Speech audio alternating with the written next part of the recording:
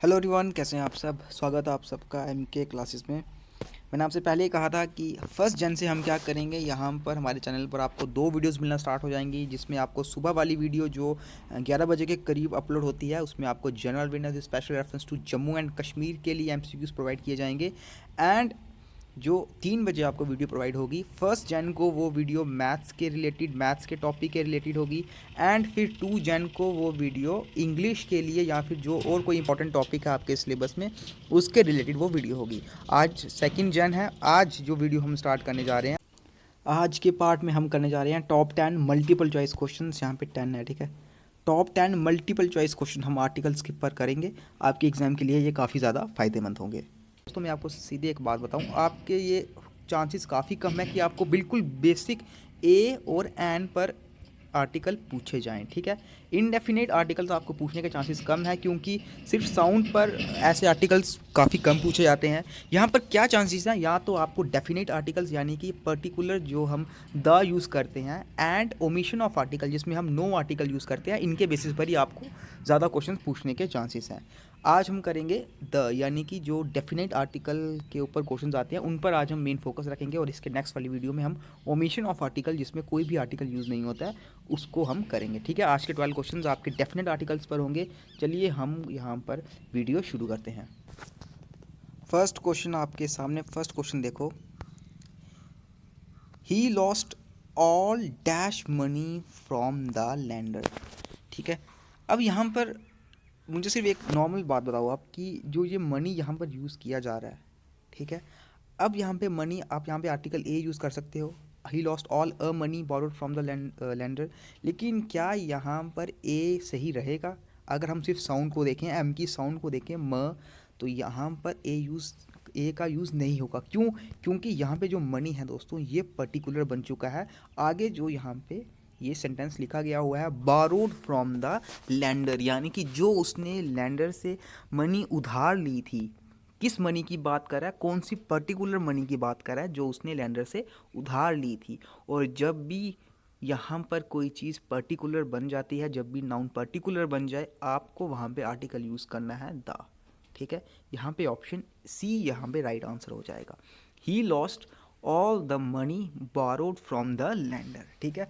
जो मनी उसने लैंडर से उधार ली थी, वो मनी उसने गवा ली, उसकी वो मनी गुम हो गई। He lost all the money, ठीक है। बिल्कुल सिंपल क्वेश्चन था ये। नेक्स्ट क्वेश्चन पे हम मूव करते हैं, क्वेश्चन नंबर सेकंड। इस यहाँ पर देखो, इस आर्टिकल वाले क्वेश्चन को देखो। Dash heart pumps blood around the body. अब मैं आपको बताता हूँ यहाँ पे काफ़ी लोग क्या गलती करेंगे। यहाँ पे यूज़ कर लेंगे आर्टिकल ए, ठीक है। ए heart pumps blood around the body, कि एक हार्ट जो होता है वो पूरे बॉडी में ब्लड को पंप करता है। पहली चीज़ देखने वाली क्या है कि क्यों हमने यहाँ पे आर्टिकल ए का यूज़ किया होगा आपने, कि जो ये हार्ट है ये सिंगुलर नाउन है। ये आपको कैसे पता चला कि ये सिंगुलर नाउन है? इसके आगे जो पंप का यूज़ किया गया है वर्ब का, उसके साथ एस लगा हुआ है, it means it is a singular noun. लेकिन मैं आपको बताऊं, अगर आप यहाँ पे आर्टिकल ए का यूज़ करते हो, ये चीज़ हमेशा चेक कीजिएगा जब भी आप कोई आर्टिकल यहाँ पे यूज़ करते हो। आप अगर यहाँ पे आर्टिकल ए का यूज़ करते हो, तो आप यहाँ पे ये बोल रहे हो कि सिर्फ एक हार्ट पंप करता है ब्लड को पूरी बॉडी में। लेकिन क्या यहाँ पे सिर्फ एक हार्ट करता है? क्या क्या बाकियों के दिल बॉडी में ब्लड पंप नहीं करते? यहाँ पर आपको समझने वाली, मैं आपको बात बताऊँ कि समझने वाली बात यहाँ पर ये है कि जो ये हार्ट यहाँ पे यूज़ किया गया है, it is a common noun. Common noun मतलब कि ये कॉमन नाउन है। जो ये हार्ट का यूज़ किया गया, ये हर एक हार्ट के लिए यूज़ किया गया। इस दुनिया में जितने भी शरीर के लिए हार्ट है जो ब्लड को पंप कर रहे हैं बॉडी में, ठीक है, यहाँ पे एज ए कॉमन नाउन ये यूज़ किया जा रहा है, क्योंकि हार्ट को एज ए कॉमन नाउन यहाँ पे यूज़ किया गया है। इसीलिए कॉमन नाउन से पहले आर्टिकल यहाँ पर द का यूज़ किया जाएगा, ठीक है। यहाँ पे आर्टिकल किसका यूज़ किया जाएगा? आर्टिकल द का यहाँ पे यूज़ किया जाएगा। एंड ऑप्शन सी यहाँ पर हो जाएगा राइट आंसर। ओके, मुझे भी आपको किसी भी तरह की कोई भी कन्फ्यूज़न यहाँ पे आपको नहीं होगी, क्योंकि यहाँ पर हार्ट जो यूज़ किया गया है, ये हार्ट एक कॉमन नाउन है। चलिए नेक्स्ट क्वेश्चन की तरफ मूव करते हैं हम। क्वेश्चन नंबर 3 आपके सामने, ये एक और सिंपल क्वेश्चन आपसे पूछा गया हुआ है। Dash north pole and dash south pole can never meet, कि जो नॉर्थ पोल है और जो साउथ पोल है वो कभी मिल नहीं सकते। आपको शायद ये पता चल चुका होगा यहाँ पे कौन सा राइट आंसर आएगा। Option C is the right answer है, क्योंकि हम जो जियोग्राफिकल पॉइंट्स होते हैं, ठीक है, जो जियोग्राफिकल अगर हम लोकेशन या जियोग्राफिकल पॉइंट्स की अगर हम बात करें, हम हमेशा उनके लिए आर्टिकल द का यूज़ करते हैं, चाहे वो फिर नॉर्थ पोल हो, चाहे वो फिर साउथ पोल हो। इसी के साथ साथ चाहे वो हो ट्रॉपिक ऑफ कैंसर, चाहे वो हो ट्रॉपिक ऑफ कैप्रिकॉर्न, या फिर वो हो इक्वेटर, ये याद रखिएगा, इन सभी के लिए हम आर्टिकल द का यूज़ करते हैं।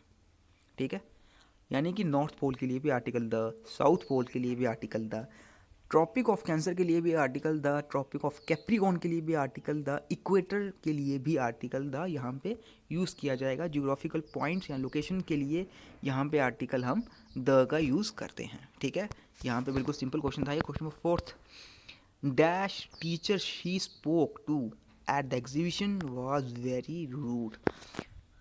वो टीचर जिससे उसने एग्जीबिशन में बात करी थी वो बहुत रूड थे।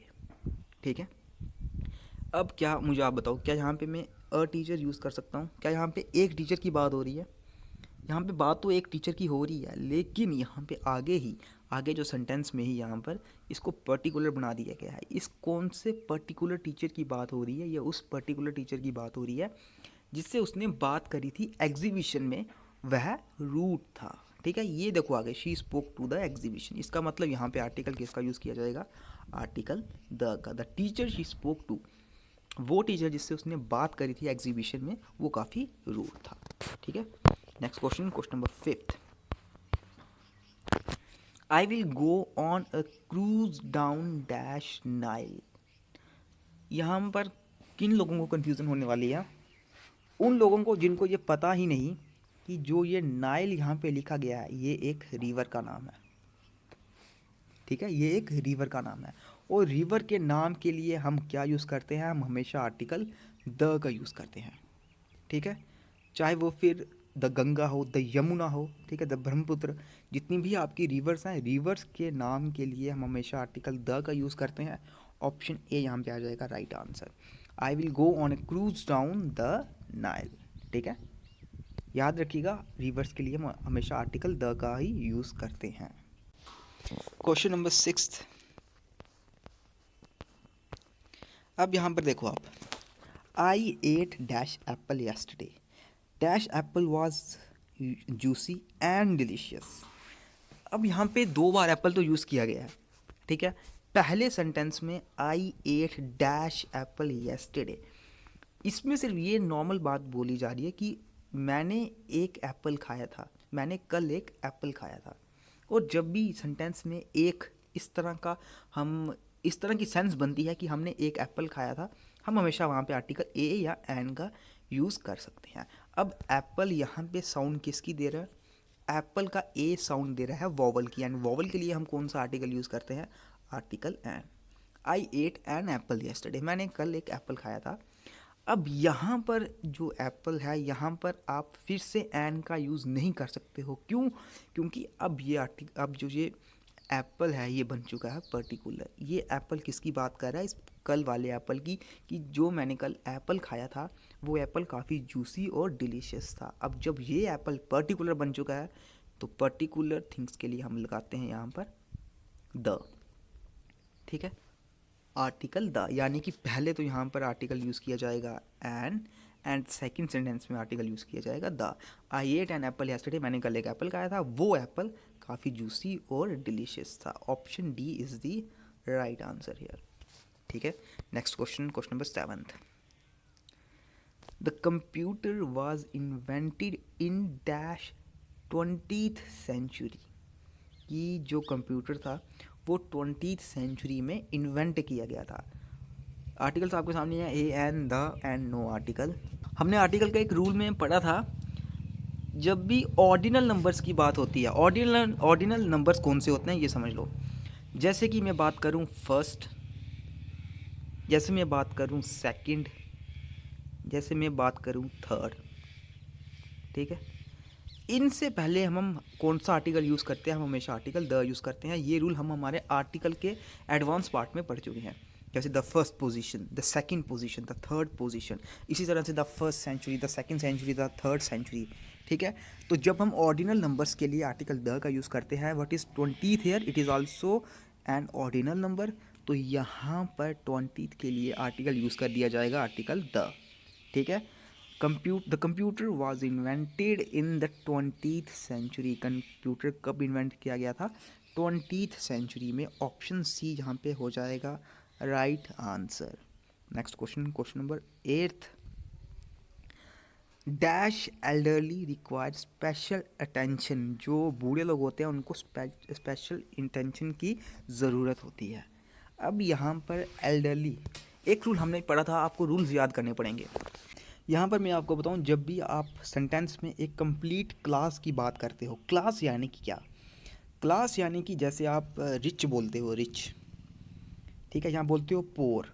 कभी कभी आप सिर्फ ये रिच का जो यूज़ करते हो, ये कंप्लीट क्लास को दर्शाते हो, जितने भी रिच है दुनिया में उन सभी को बोलते हो। इसी तरह से जब आप एक पोर को बोलते हो, यानी कि अगर आप बोलो कि पोर बोलो, आप कभी कभी पोर के लिए भी आगे जो इसके लिए हेल्पिंग वर्ब यूज़ करते हो, प्लूरल हेल्पिंग वर्ब यूज़ करते हो। वो इसलिए क्योंकि यहाँ पर एक कंप्लीट क्लास के बारे में बता रहा होता है। यहाँ पे किसी एक रिच की बात नहीं कर रहा होता या किसी एक पोर की बात नहीं कर रहा होता, ये पूरी क्लास की बात करता है, जितने भी रिच या जितने भी पोर होते हैं।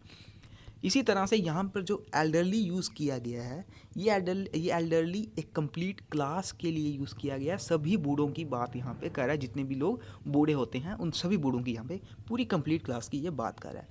एंड जब भी ऐसा क्वेश्चन आए जहाँ पे कंप्लीट क्लास की बात करता है, उसके लिए हम आर्टिकल यूज़ करते हैं आर्टिकल द। ठीक है, the elderly require special attention. जो एल्डरली होते हैं उनको स्पेशल अटेंशन की ज़रूरत होती है। ऑप्शन सी यहाँ पे हो जाएगा राइट आंसर। ठीक है, आज जितने भी ये रूल्स बता रहा हूँ इसको नोट डाउन करते जाइएगा, आपको एग्जाम में ये काफ़ी ज़्यादा काम आएंगे। Question number 9th। This is dash wider of the two roads. की जो ये वाला है ये वाइडर है, उन दोनों रोड्स में से ये वाला वाइडर रोड है। यहाँ पे अगर बात करें, यहाँ पे हमने एक रूल पढ़ा था, ऑफ द टू। ये जब यूज़ किया जाता है ऑफ द टू, और इससे पहले यहाँ पर जो आप वाइडर देख रहे हो, ये वाइडर क्या है? ये एक इन द सेंस एक कंपैरेटिव डिग्री की तरह यूज़ किया गया है। ठीक है, वाइडर, तो यहाँ पर वाइडर क्या है? कंपैरेटिव डिग्री है। हमने रूल पढ़ा था, जब भी ऑफ द टू यहाँ पर यूज़ हो जाता है सेंटेंस में, इससे पहले कंपैरेटिव डिग्री यूज़ की जाती है, उसके लिए हम आर्टिकल यूज़ करते हैं आर्टिकल द। ठीक है, जितने भी क्वेश्चन हैं हमने ये सब रूल पढ़े हुए हैं, ऐसा नहीं है कि कोई क्वेश्चन न्यू है। क्यों यहाँ पे आर्टिकल द यूज़ किया गया कंपैरेटिव डिग्री से पहले? क्योंकि अब ये इन दोनों रोड में से किसी एक पर्टिकुलर रोड की बात कर रहा है, जिसको वो ज़्यादा वाइडर, ज़्यादा चौड़ा बोल रहा है। ठीक है, this is the wider of the two roads, यानी कि दो रोड्स में से ये वाला रोड ज़्यादा चौड़ा है। ठीक है, कैसे पता चला? ऑफ द टू देखकर एंड कंपैरेटिव डिग्री देखकर। यहाँ पे ऑप्शन सी हो जाएगा राइट आंसर। चलिए नेक्स्ट क्वेश्चन, क्वेश्चन नंबर 10 आपके सामने। Dash wise know that they know nothing. कि जो ज्ञानी था उसको पता था कि इनको कुछ भी पता नहीं है, दे नो नथिंग। अब अभी हमने ऐसा ही क्वेश्चन ऊपर किया एल्डरली वाला। ठीक है, इसमें मुझे कुछ ज़्यादा बताने की ज़रूरत नहीं है। यहाँ पे वाइज किसको बोला जा रहा है? पूरी क्लास को बोला जा रहा है, कि जितने भी जो भी ज्ञानी लोग होते हैं उनको ये पता होता है कि उनको पता है कि ये जो लोग हैं इनको कुछ भी नहीं पता है। ठीक है, दैट दे नो नथिंग। यहाँ पे वाइज किसके लिए यूज़ किया जा रहा है? कंप्लीट क्लास के लिए यूज़ किया जा रहा है। कौन सा आर्टिकल यूज़ किया जाएगा पूरी क्लास के लिए? आर्टिकल द यूज़ किया जाएगा। ऑप्शन ए यहाँ पे हो जाएगा right answer. The wise know that they know nothing. तो इसी के साथ दोस्तों हमारे 10 क्वेश्चंस आर्टिकल्स पर भी कंप्लीट होते हैं आज। ठीक है, सारे क्वेश्चंस आज आर्टिकल द डेफिनेट आर्टिकल पर थे। इसके बाद हम या नया टॉपिक, या इससे पहले मैं आपको एक ओमिशन ऑफ आर्टिकल पर भी एक वीडियो डालूंगा, उस पर भी हम 10 क्वेश्चंस तक उस पर भी कर लेंगे, ताकि आपका वो वाला जो कंसेप्ट है ये भी क्लियर हो जाए। ठीक है, अभी आपके पास इतना टाइम नहीं होगा कि आप पर्टिकुलर ये आर्टिकल्स की वीडियो देखो, 5-6 वीडियोस जो मैंने बनाई हैं वो देखो, इतना टाइम अभी आपके पास नहीं है। अब आप सिर्फ MCQs को ही देखते जाइए, नई चीज़ें सीखते जाइए। जितने ज़्यादा दिमाग में आप क्वेश्चंस डालोगे उतना ही आपके लिए फ़ायदेमंद होगा, इंग्लिश में आप अच्छा स्कोर कर पाओगे। मिलते हैं आपसे अब नेक्स्ट वीडियो में। कल याद रखिएगा, कल हम 3 बजे मैथ की वीडियो लेकर आएंगे। तो आज आप परसेंटेज के क्वेश्चंस जो मैंने कल करवाए थे वो आप प्रैक्टिस कर सकते हो। कल हम एक नया टॉपिक करेंगे मैथ का ही। तो मिलते हैं आपसे कल वाली नेक्स्ट वीडियो में।